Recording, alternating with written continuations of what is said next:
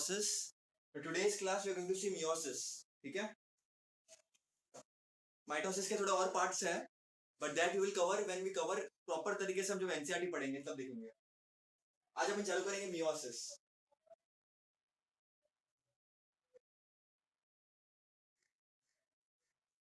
See, questions हर type के आता है.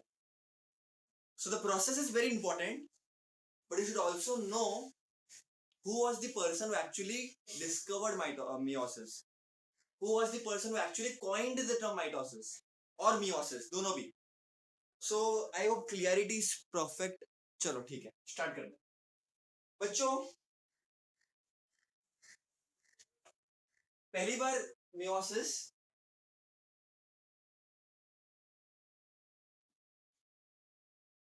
एक सेल ऑफ यूर्चिन करके क्रिएचर उसमें डिस्कवर हुआ था. ठीक है, बहुत सारे लोगों ने क्लेम किया कि मैंने डिस्कवर किया, उसने डिस्कवर किया, but there was this one guy whose name was very authentic, Van Beneden.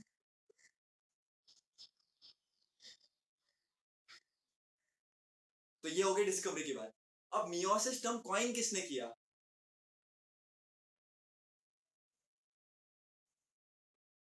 तो the term meiosis was coined bye, तुम्हारे बुक में लिख के रखा है, जेबी फार्मर.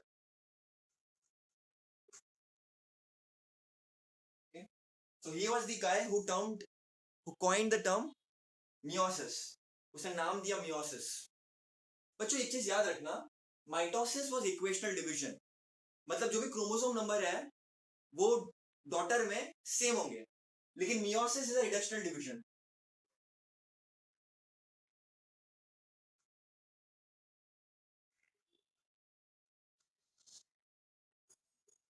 यार क्रोमोसोम नंबर विल रिड्यूस. ठीक है, अगर पेरेंट के 2n क्रोमोसोम है 46, डॉटर के हो जाएंगे n 23. So chromosome number is going to get reduced. तो इसके लिए बोलते हैं इसको रिडक्शनल डिवीजन.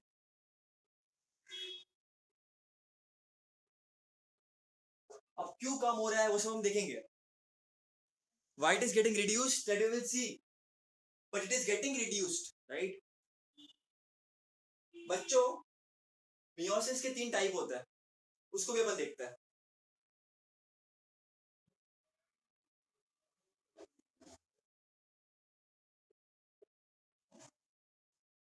गैमेटिक meiosis जो हायर ऑर्गेनिजम्स में होता है, लाइक अस. फिर होता है जाइगोटिक meiosis जो लोअर ऑर्गेनिजम्स में होता है, राइट? दो डॉटर सेल्स मिलेंगे, meiotic डिवीजन होगा, एंड देन वो रिड्यूस होकर के, तो what happens I will tell you later on. क्या होगा एक्चुअली बताता हूं मैं बाद में. सो गैमेटिक meiosis जो हायर ऑर्गेनिजम्स में होता है, जाइगोटिक meiosis जो लोअर ऑर्गेनिजम्स में होता है, और even there is one more जहां पर स्पोर फॉर्मेशन होता है. जब तुम क्लासिफिकेशन ऑफ प्लांट्स पढ़ोगे वहां पर स्पोर फॉर्मेशन पढ़ोगे अच्छी तरह से, है ना. Sporozoitic meiotic divisions. तो स्पोर्स जो होता है, लाइक फॉर एग्जांपल जैसे ब्रायोफाइटा का प्लांट, तो स्पोर फॉर्मेशन होगा, तो स्पोर में भी meiosis division takes place. Okay, so that is sporic meiosis.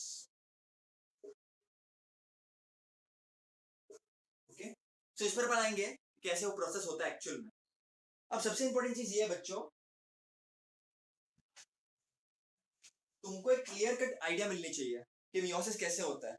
Okay, तो इधर तक पहले लिख लो बेटा, अच्छी तरह से देख लो, समझ लो. meiosis का चार्ट तुमको प्रॉपर पता होना चाहिए कि कैसे meiosis होगा. ये माइटोसिस की तरह नहीं है स्ट्रेट फॉरवर्ड, यहाँ पर 2 फेज होंगे.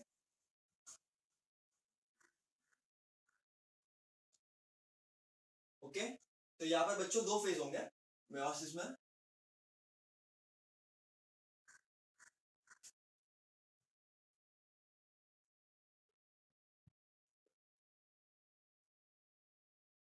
जैसे माइटोसिस में क्या थे, 2 चीजें बताओ. What was there in mitosis? Mitosis में क्या था, दिख रहा है बराबर? ओके, माइटोसिस में क्या था, जैसे कि which are 2 things which are taking place in mitosis? क्या हो रही थी? क्या हो रही थी माइटोसिस में? Two things, there were karyokinesis and cytokinesis. Okay, so there was nuclear division as well as there was cytoplasmic division. तो बच्चों मियोसिस में भी वो होगा. Okay, so there are, meiosis में भी वो सब होगा, लेकिन मियोसिस में दो फेज होंगे. मियोसिस 1, फिर होगा मियोसिस 2. मियोसिस 1 में भी दो होंगे, कैरियोकाइनेसिस,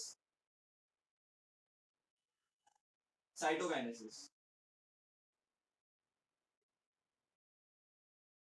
बच्चों मियोसिस 2 में क्या होगा बताओ? चलो, मेरे को आवाज कम आ रही थोड़ी सी. क्या होगा मियोसिस 2 में भी? देखो न्यूक्लियर डिवीजन तो होगा ही और साइटोप्लाज्मिक डिवीजन होगा ही. अब यहां पर भी होगा कैरियोकाइनेसिस एंड यहां पर होगा साइटोकाइनेसिस.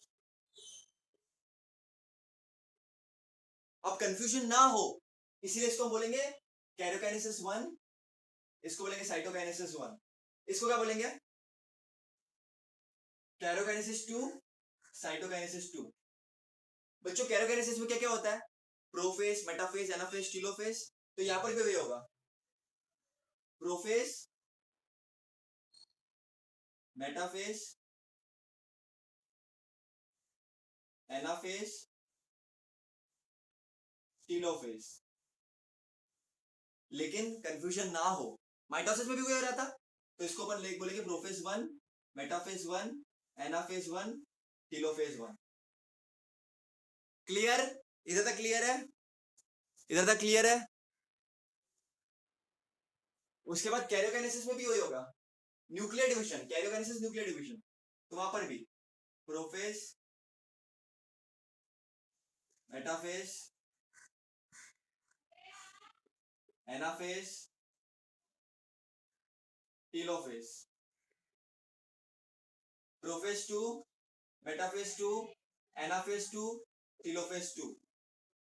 बच्चों फिर साइटोकाइनेसिस होगा, साइटोप्लाज्मिक डिवीजन होगा. So this are the two things. But यहां पर भी एक इंपॉर्टेंट चीज है बच्चों, कैरियोकाइनेसिस 1 का जो प्रोफेज होता है वो काफी बड़ा होता है बच्चों. It is divided into 5 steps. उसके ऊपर पूरा आधा घंटा में बात करेंगे, आधा घंटा 1 घंटा पूरा इसी पर बात करेंगे, प्रोफेज 1 पे. ओके, आधा घंटा 1 घंटा पूरा उसी पे बात करेंगे और उससे ज्यादा के क्वेश्चंस बनेंगे. ओके, अगर 5 फेज होते हैं, अभी बता दो, बाद में बता दो, अभी बता दो. चलो 5 फेज होते हैं. Leptotene, zygotene, pachytene. Is it visible? Visible है. डिप्लोटिन एंड बाद में डाइकाइनेसिस.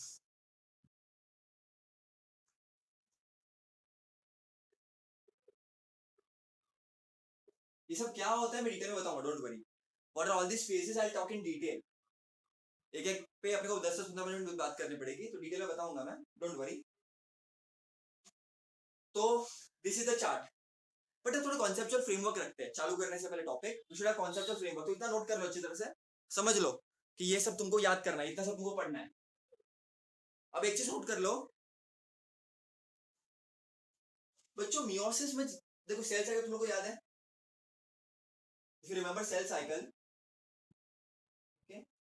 सेल ग्रो करता है, ग्रो करने के बाद डीएनए रेप्लिकेशन होता है, G1 phase, S1, G2 phase.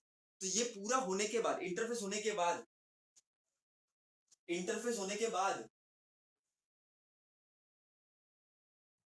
Cell meiosis 1 में एंटर करता है.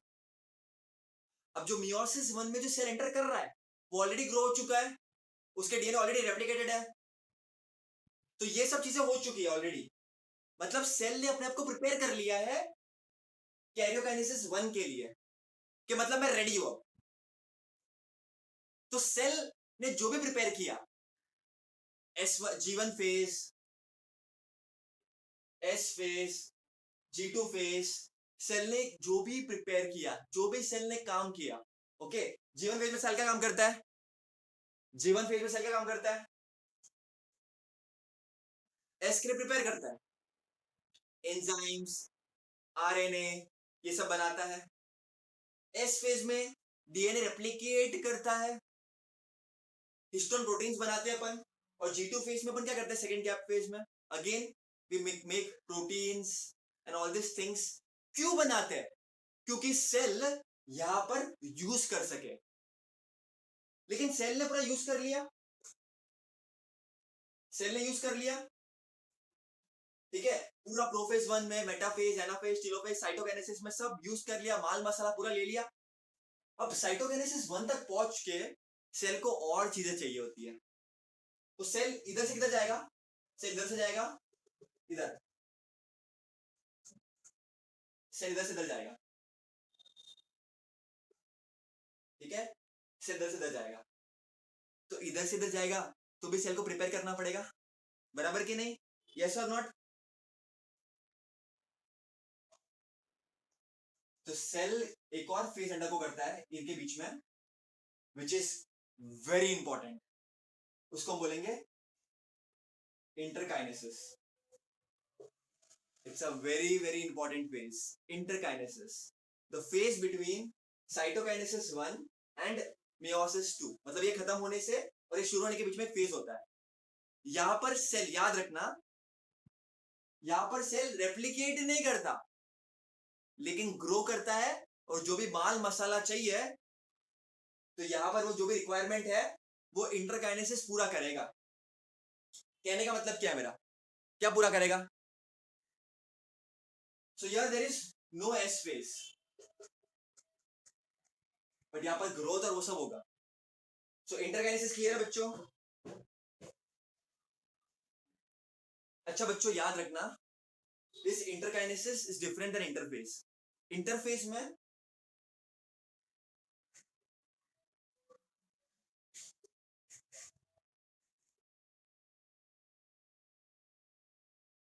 इंटरफेस में G1 S G2, S phase, replication phase, histone protein formation phase, तो ये सब होता है। तो यहां पर ये नहीं होता इंटरकाइनेसिस में, ओके, यहां पर सेल अपना ग्रो होता है खाली। आई होप क्लियर है, आई होप क्लियर है। क्लियर बेटा तब तक? बेटा तब तक क्लियर है बच्चों? अब एक बेसिक आइडिया देता हूं मैं तुमको, ये तो तुमको समझ में आ गया होगा। इंटरकाइनेसिस, दो फेज होते हैं, प्रोफेज वन के भी 5 फेज होते हैं, सब तुमको समझ में आ गया होगा अब तक। तो इसको याद भी कर लेना बच्चों। एक अब एक आइडिया बता देता हूं तुमको मैं, जिसके बेसिस पे तुम आगे पढ़ोगे पूरा, तो वो आइडिया मैं तुमको बता देता हूं।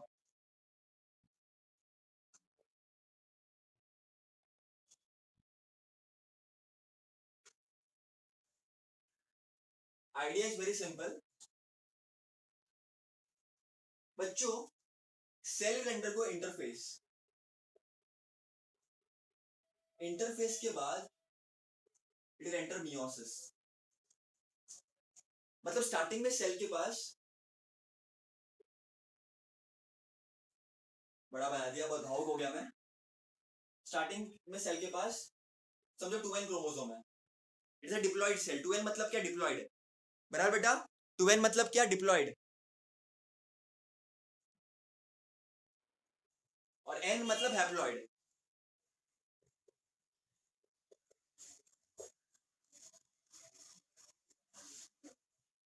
तो 2n मतलब डिप्लॉइड, तो ये होगा क्या? It will undergo, it will go for meiosis 1, okay?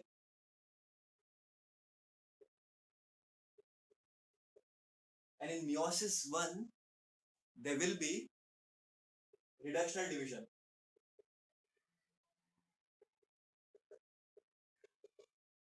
मतलब karyokinesis 1, prophase 1, metaphase 1, anaphase 1, telophase 1। Prophase में भी कितना कुछ सेल के ऊपर बीतेगी, कितना कुछ, लिप्टोटिन, जाइगोटिन, पैचेटिन, डाइकाइनेसिस और एक और फेज, तो ये सब चीजें होगी। फिर सेल एक सेल साइटोप्लाज्मिक डिवीजन होगा, ये सब होगा। साइटोकाइनेसिस भी बोला था। साइटोकाइनेसिस मतलब क्या? साइटोप्लाज्मिक डिवीजन, बराबर। तो एक सेल से वो दो सेल बनेंगे, लेकिन यहाँ पर 2n क्रोमोसोम था, यहाँ पर nn, हैप्लॉइड हो जाएगा। क्या हो जाएगा बच्चों? हैप्लॉइड हो जाएगा। फिर क्या होगा? फिर होगा मियोसिस 2। अब मियोसिस 2 में जो n क्रोमोसोम है ना वो आगे शिफ्ट होंगे। माइटोसिस से तो ये होता है काइंड ऑफ, तुमको सिमिलर भी लगेगा काफी। तो तुमको 4 डॉटर सेल्स मिल गए, 4 डॉटर हैप्लॉइड सेल्स। बच्चों मियोसिस 2 में क्या हुआ? मियोसिस 2 में क्या हुआ? मियोसिस 2 में बच्चों इट वाज इक्वेशनल,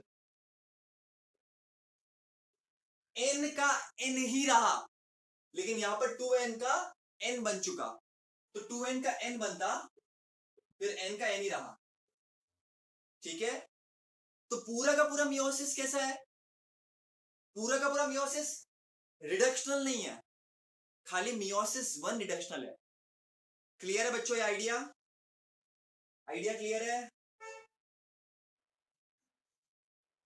तो ये सब में क्या होता है, क्या बीतता है सेल के ऊपर, उस पर बात करेंगे डेफिनेटली।